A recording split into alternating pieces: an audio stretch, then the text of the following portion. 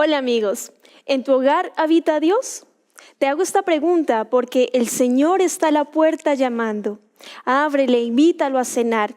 Él va a entrar, pero tienes que tomar una decisión. Hoy, junto al pastor Joel Sandoval, te invitamos a abrir tu Biblia, porque en la medida que la abras, el Señor va a comenzar a habitar en tu hogar y también tu vida, y te vas a dar cuenta cuán grande es la diferencia entre vivir o no vivir junto a Él. Acompáñanos y dale un tiempo de paz a tu vida.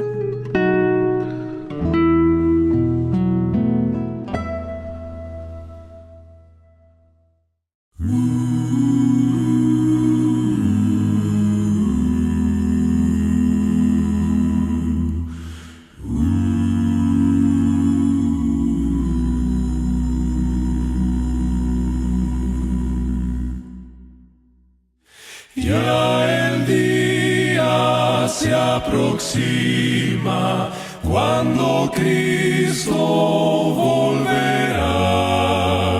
Me pregunto a mí mismo, le pregunto a los demás.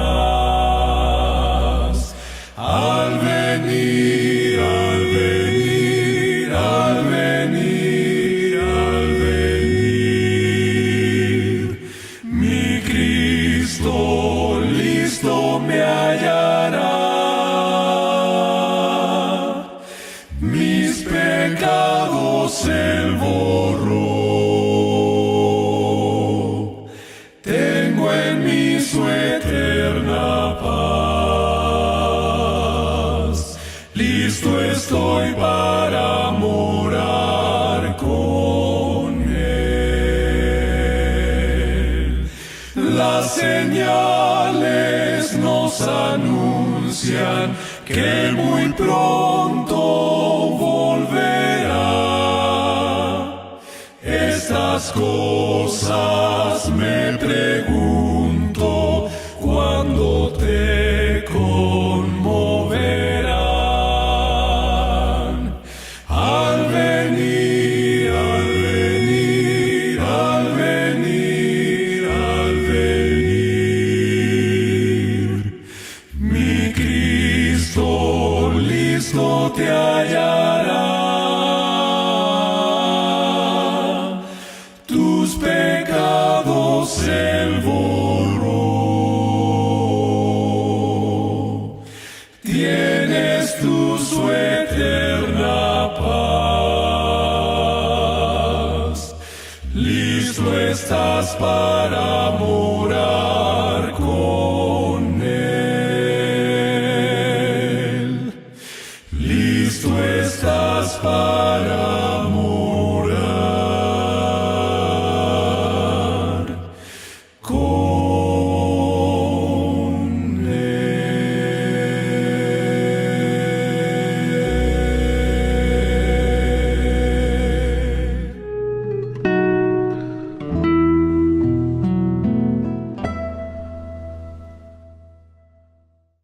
¿Cómo están, queridos amigos? Es un gusto poder saludarles en esta ocasión especial de Tiempo de Paz, en donde queremos estudiar las Escrituras, la Palabra de Dios, tener un momento de oración, especialmente que durante estos minutos sea Dios que nos pueda hablar a nuestra vida, a nuestro corazón. Para eso te quiero invitar a que podamos orar a nuestro Dios, para que Él sea la parte importante en esta hora.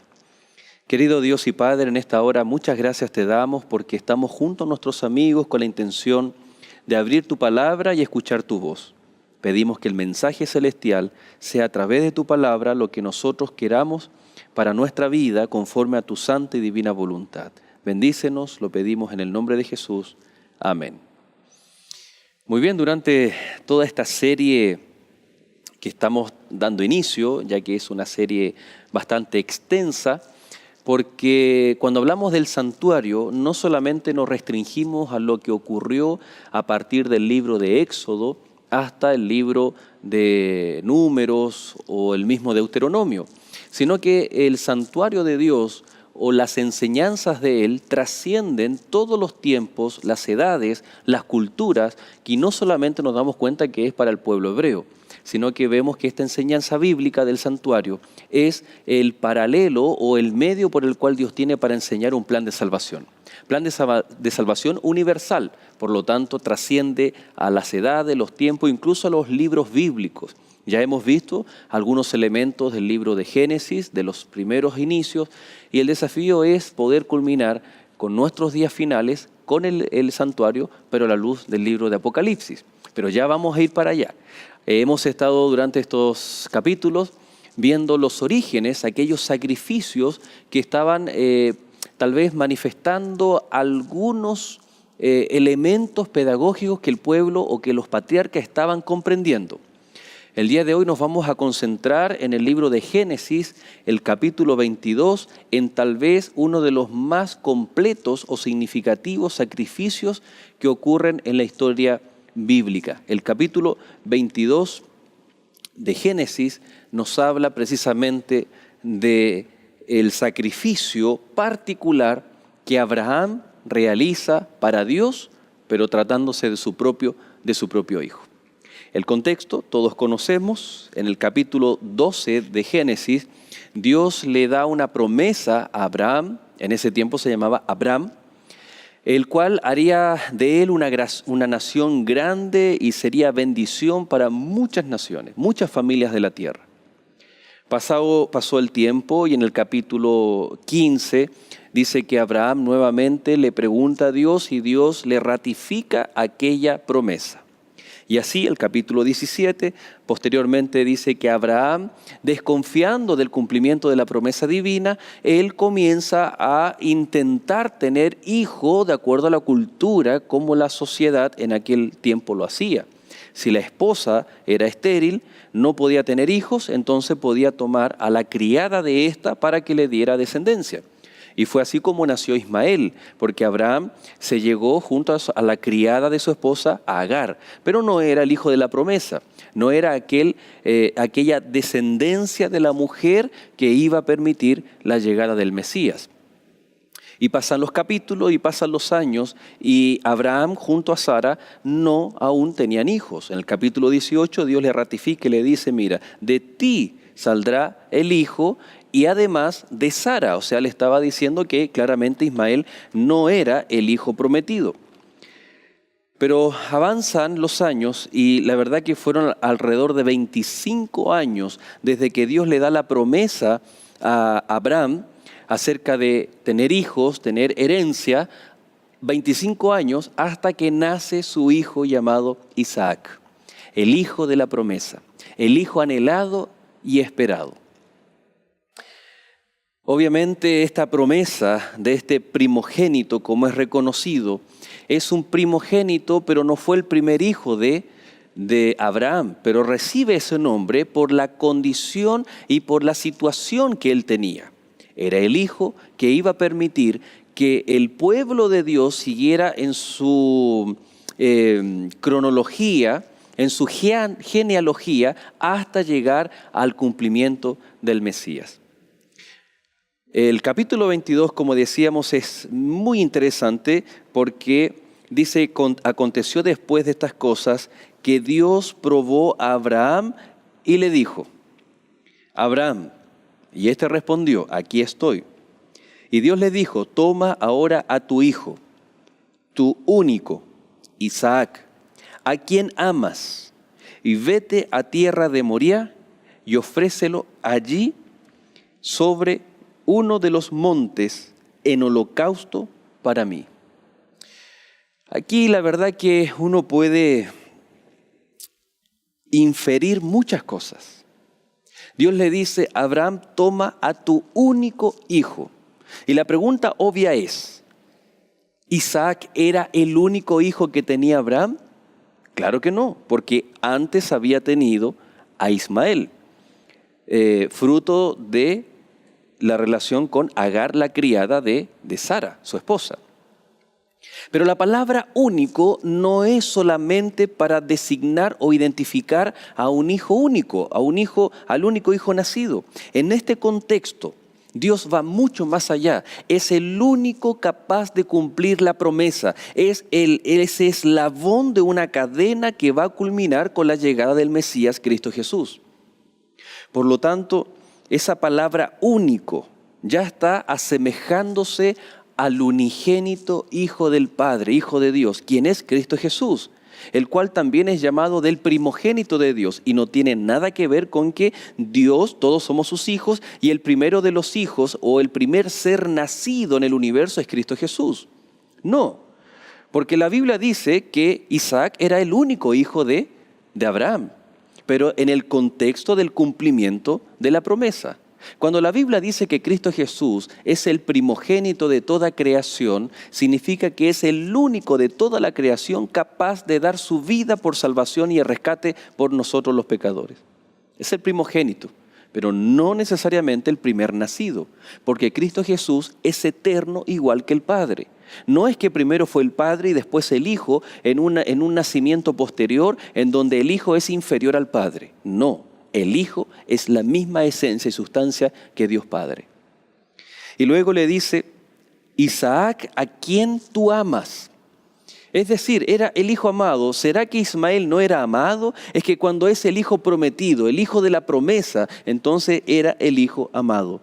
Y luego el Señor le dice, vete a tierra de Moriah y ofrécelo allí en holocausto sobre uno de los montes que yo te diré. Es interesante que la instrucción, el sacrificio, el holocausto se podría haber hecho en cualquier lugar. Para Dios, mientras hubiese un altar y la actitud del adorador, no había problema en cualquier lugar. Pero aquí había una intencionalidad de parte de Dios también. Dice que vete a la región o la área de Moriah, al monte que yo te voy a mostrar. Un monte en especial, y vas a realizar allí un holocausto. La palabra holocausto, más adelante, los capítulos posteriores, vamos a detenernos exclusivamente a estudiar los tipos de ofrenda y cuál es el significado. Tal vez para nosotros hoy, porque si bien hoy en día no practicamos esos ritos o ceremonias antiguas, pero sí reflejaban la actitud del adorador frente a una ofrenda. Y el holocausto era una ofrenda completamente quemada. Era una ofrenda en donde todo era dedicado a Dios, porque habían otro tipo de sacrificios en donde parte quedaba para el sacerdote y yo podía volver a casa también con parte del sacrificio. Pero el holocausto era todo para Dios, nada era para mí. Era una entrega total, por lo tanto lo que Dios le estaba pidiendo a Abraham era entrégame completamente a tu hijo. Diferente fue el caso de Ana, en donde Ana consagra a su hijo Samuel y lo dedica a Dios y lo lleva de pequeñito al santuario. Lo entrega a Dios, pero aún así ella una vez al año podía ir a ver a su hijo. Es una entrega, podríamos decir, casi total. Ella se tenía que desprender de su hijo, pero aún mantenía el lazo y el nexo con su hijo.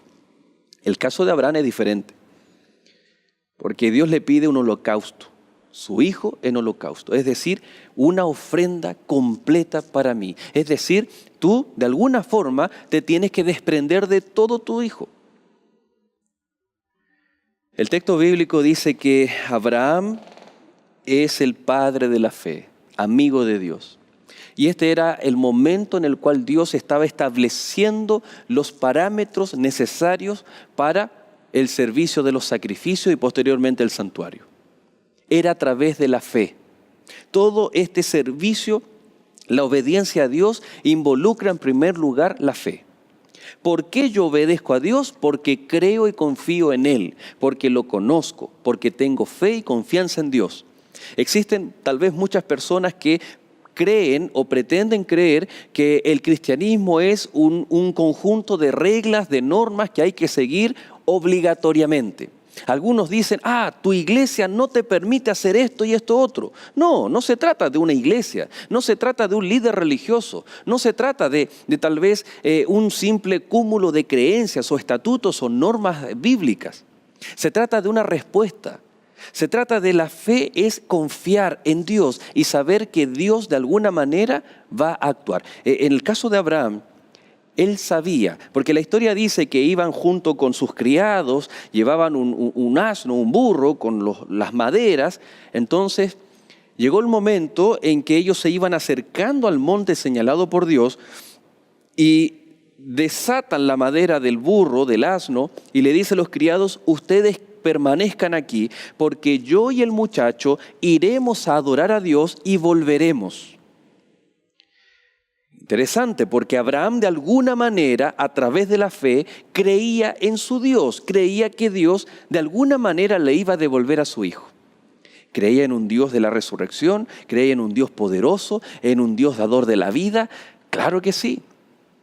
Pero él tenía claro el concepto de holocausto. Él sabía que al ir a ofrecer, a obedecer por medio de la fe, la obediencia, al ir obedientemente, llamémoslo así, hacia el altar para ofrecer a su hijo, la fe le permitía creer que él volvería con su hijo de alguna manera. La fe, queridos amigos, está contraria un poco a lo que son los razonamientos y el porqué de todas las cosas. Porque si para todas las cosas nosotros le exigimos un porqué a Dios, entonces estaríamos alimentando nuestra razón y no tendríamos necesidad de la fe. Y obedeceríamos de forma racional. La fe no es ciega. La fe está basada en el relacionamiento. Y cuando me relaciono con Dios, conozco a Dios. La fe no es ciega. La fe es saber lo que Dios es y es capaz de hacer. Su persona y su obra. Y Abraham lo sabía. La fe de Abraham lo hacía de tal manera conocer a Dios y saber lo que Dios era capaz de hacer. Y le dice a los criados: quédense aquí porque el muchacho y yo vamos a adorar y luego vamos a volver. Interesante, porque la Biblia comienza a mencionar en el capítulo 22 que Isaac le dice: Padre, aquí está la leña. El versículo 6 dice: tomó Abraham la leña del holocausto y la puso sobre Isaac, su hijo. Luego tomó en su mano el fuego y el cuchillo y se fueron los dos juntos. Y después dijo Isaac a Abraham, su padre: Padre mío, tenemos el fuego y la leña, pero ¿dónde está el cordero para el holocausto? Es interesante que ellos estaban conscientes de lo que era un sacrificio y que Dios les había pedido ir a cierto lugar específico para hacer el holocausto. Lo que Isaac en ese momento aún no estaba entendiendo de que él era la ofrenda. Y el padre le responde: hijo, Dios proveerá el cordero para el holocausto. Y la frase clave dice: e iban juntos, mismo propósito, misma intencionalidad, la misma fe. La fe del padre es la misma fe que transmite a su hijo. El hijo pregunta ingenuamente, pero no cuestiona. Tú puedes preguntar muchas cosas a Dios, pero no cuestiones a Dios. Y dice el relato bíblico que cuando llegaron al lugar que Dios le había dicho, edificó allí Abraham un altar, compuso la leña, ató a Isaac su hijo y lo puso en el altar sobre la leña. Y extendió luego Abraham su mano y tomó el cuchillo para degollar a su hijo. Abraham ya era anciano, el hijo tenía más fuerza, podría haber zafado. No, padre, yo no puedo. El hijo era humilde. Y ¿sabes tú qué dice la Biblia? Entonces cuando iba a tomar el cuchillo para degollar a su hijo, entonces el ángel de Jehová lo llamó desde el cielo y le dijo: Abraham, Abraham, no extiendas tu mano sobre el muchacho, ni le hagas nada, pues ya sé que temes a Dios por cuanto no me rehusaste a tu hijo, tu único hijo. A través del holocausto, Dios estaba probando la fe de Abraham. La salvación no es por obra, no es por lo que tú hagas o no hagas. La salvación es por medio de la fe, creer en la persona y en la obra de Cristo Jesús. Eso es fe. Pero a través de la fe nosotros podemos ser probados para que por obediencia nosotros podamos decir: yo creo en Dios, por lo tanto voy a ser obediente. ¿Cuánta gente dice que cree en Dios pero no es capaz de seguir los preceptos de Dios? ¿Cuántas personas tal vez tenemos la necesidad de decir al Señor: Señor, yo te amo, yo quiero creer en ti, pero no estamos dispuestos a hacer lo que dice la palabra de Dios? Entonces creemos de que haciendo cosas que somos buenos, que no tenemos conflictos con nadie, somos personas buenas. Pero la única forma de ser una persona buena es creyendo en Cristo Jesús y obedeciendo su palabra. Aquí viene lo extraordinario, porque dice que entonces alzó Abraham sus ojos y vio a sus espaldas un carnero trabado por los cuernos en un zarzal. Y fue Abraham y tomó al carnero y lo ofreció en holocausto en lugar de su hijo. Dios no solamente probó a Abraham su fe, sino que proveyó para el sacrificio. Después de los tiempos, pasaron los tiempos, y ese monte, el pueblo de Dios fue conocido como Jehová Jireh, Dios proveerá. Es decir, la experiencia de Abraham se transformó en el entendimiento de lo que el pueblo de Dios comenzó ese entendimiento que comenzó a tener acerca de Dios. Dios es el proveedor, es decir, mientras yo lleve mi cordero, mi sacrificio, estoy diciendo que Dios va a proveer de aquel cordero que va a quitar el pecado del mundo. Ese carnero que apareció, que Dios proveyó para Abraham, ese cordero Dios no solamente proveyó para Abraham, sino que prevaleció la vida de Isaac. Ese sacrificio era para restaurar la relación también de Abraham. Cuando vamos a los capítulos anteriores, Abraham no era una persona perfecta. Había mentido con respecto a su mujer, a su esposa. Había engañado, o más que engañado, él quería apresurar los designios de Dios. Y fue y tomó a Agar como esposa o como mujer para tener un hijo. No era la voluntad de Dios. Por lo tanto, nosotros aquí encontramos que incluso el sacrificio y la prueba de fe fue restauradora para Abraham. Él volvió a tener ese relacionamiento personal con Dios a pesar de sus pecados, a pesar de sus malas decisiones. Pero fue claro a través de este sacrificio de que Dios no solamente provee e iba a proveer del cordero para quitar el pecado del mundo, sino también para prevalecer la vida de sus hijos. Querido amigo, a través de este sacrificio, que refleja después todo lo que se hacía en el santuario, pero por eso es clave verlo antes de entrar al santuario. ¿Sabes por qué? Porque todo el sistema del santuario apunta para lo mismo, para la fe, para la adoración a Dios y la gratitud, porque Dios proveerá. Dios ha provisto a su Hijo unigénito, a Cristo Jesús, como la ofrenda para nuestra salvación, para prevalecer nuestra vida y el pecado no tenga la muerte eterna que quiere para nuestra vida. Pero no solamente a nivel macro, sino a nivel personal. El día de hoy Dios es capaz de proveer en tu vida y prevalecer en medio de tus dificultades.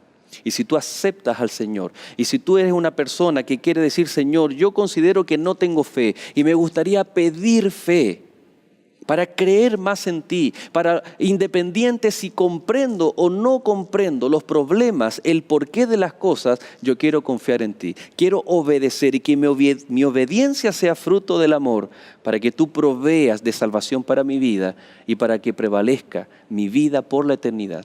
Si es así tu deseo, yo te invito a que podamos orar y entregar nuestro corazón a Dios. Querido Dios y Padre, en esta hora te damos gracias porque a través del ejemplo del sacrificio o del pedido a Abraham, nosotros vemos, Señor, una persona que no es perfecta, pero que tenía fe y confianza en ti.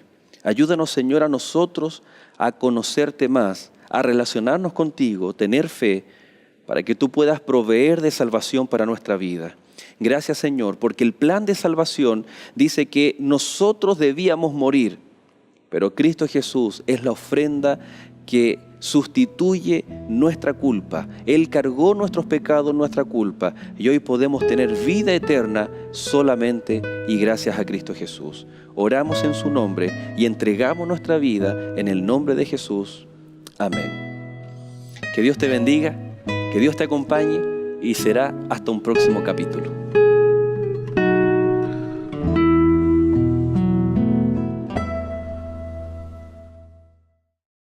Espero que este tema haya sido de tu agrado y que te ayude a conocer más del infinito amor y misericordia de Dios. Hoy tenemos un material exclusivo para ti. Se trata de la revista de Daniel, una guía de estudio que te ayudará a entender las profecías del tiempo del fin y a prepararte para los últimos eventos de la historia. Puedes obtenerla gratuitamente llamándonos a los teléfonos que aparecen en pantalla o escribiéndonos a nuestro correo electrónico esperanza@nuevotiempo.org. Gracias por acompañarnos. Sigue en la sintonía de Nuevo Tiempo, canal de esperanza.